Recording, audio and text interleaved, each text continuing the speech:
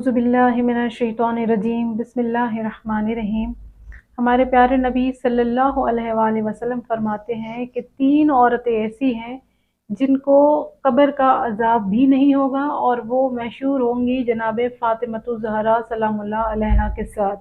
جناب فاطمۃ الزہرا سلام اللہ علیہا وہ ہستی ہیں جن کے بارے میں نبی مصطفیٰ صلی اللہ علیہ وآلہ وسلم نے فرمایا کہ فاطمہ جنت کے عورتوں کی سردار ہوگی۔ فاطمہ دونوں جہانوں کے عورتوں کی سردار ہے۔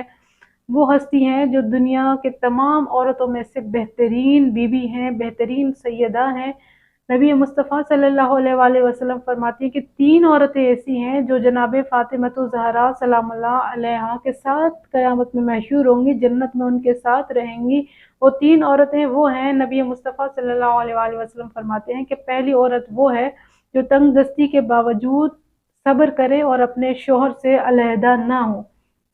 دوسری عورت وہ ہے جو اپنے شوہر کے بد اخلاقی اور بد کلامی پر صبر کرے، اور تیسری عورت وہ ہے جو اپنے شوہر کے تنگ دست ہونے کی وجہ سے اس کو اپنا حق مہر معاف کرے۔ تو نبی مصطفیٰ صلی اللہ علیہ وآلہ وسلم فرماتے ہیں کہ 3 خصلتیں جس عورت میں بھی ہوں گی وہ عورت جناب فاطمۃ الزہرا سلام اللہ علیہا کے ساتھ جنت میں ہوں گی۔